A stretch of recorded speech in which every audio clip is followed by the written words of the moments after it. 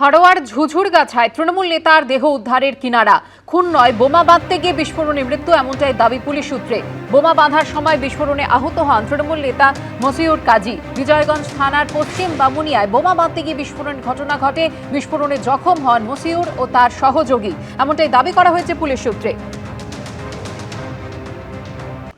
ভোটের আগে রক্তাক্ত রায়দিঘি খুন হয়ে গেলেন বিজেপি কর্মী কিশোর দাস। তাই তিনি খুন হয়ে গিয়েছেন। তিনি বিজেপির বুথ সহ সভাপতি ছিলেন। তার রক্তাক্ত দেহ উদ্ধার হয়। খুনে জড়িত থাকার অভিযোগে ইতিমধ্যেই গ্রেফতার করা হয়েছে নিহতের স্ত্রী এবং এক প্রতিবেশী যুবককে। কথা বলবো আমাদের প্রতিনিধি গৌতম মণ্ডল আমাদের সঙ্গে রয়েছেন। গৌতম, কারা খুন করলো, পুলিশ কি বলছে? যোগাযোগ বিচ্ছিন্ন হয়েছে। আপনাদের আরো একবার জানাবো যে ভোটের আগে রায়দিঘিতে খুন হয়ে গেলেন একজন বিজেপি কর্মী। নিহত কিশোর দাস বিজেপির বুথ সহ সভাপতি ছিলেন। তার রক্তাক্ত দেহ উদ্ধার হয়। খুনে জড়িত থাকার অভিযোগে ইতিমধ্যে দুজনকে পুলিশ গ্রেপ্তার করেছে।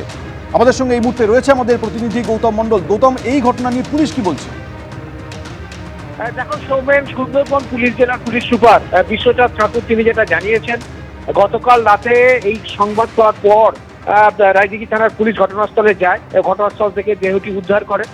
তারপরে এই পরিবারের সাথে কথা বলেন, নিহতের যিনি কিশোর দাসের বাবার সাথে কথা বলেন এবং তার স্ত্রীর সাথে কথা বলেন।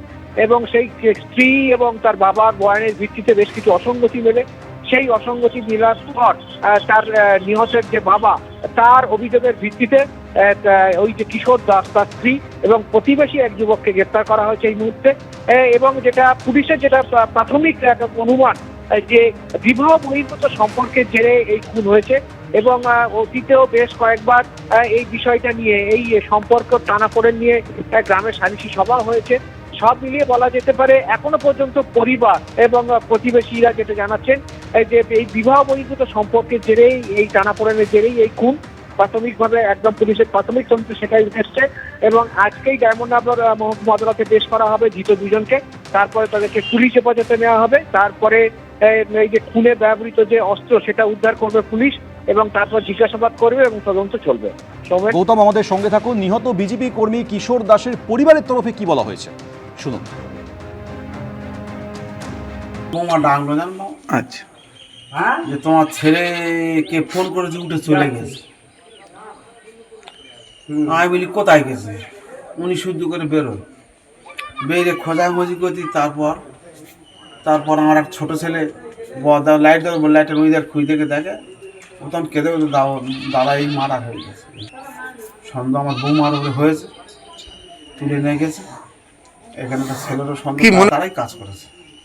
কত শাস্তি হোক না, আমার ছেলে তো চলে গেলে পাবো না। এখন তো শুনতে পাচ্ছি যে ওনার মেয়ে লোক, ওনার নিজের স্ত্রী আর হচ্ছে গিয়ে পাশে বাড়ি একটা কাকা হয় গোবিন্দ হালদার, সে করে এই কাজটা করেছে। নিশ্চয় ছিল আগে তো একটু আমাদের অন্যদের ভিতরে ভিতরে অশান্তি হতো, এবার আমাদের ধরা দিত না। তবু আমরা মানে কিছু ভিতরে তবু আমরা কিছু ভাবতাম যে সেরকম কিছু আছে, কিন্তু সংসারে দুটো বাচ্চা আছে বলে অশান্তির ভয়তে হয়তো ওনারা কিছু বলতে যেত না, নিজেরা অশান্তি করতো, আবার নিজেরা গোপনে গোপনে চেপে যেত।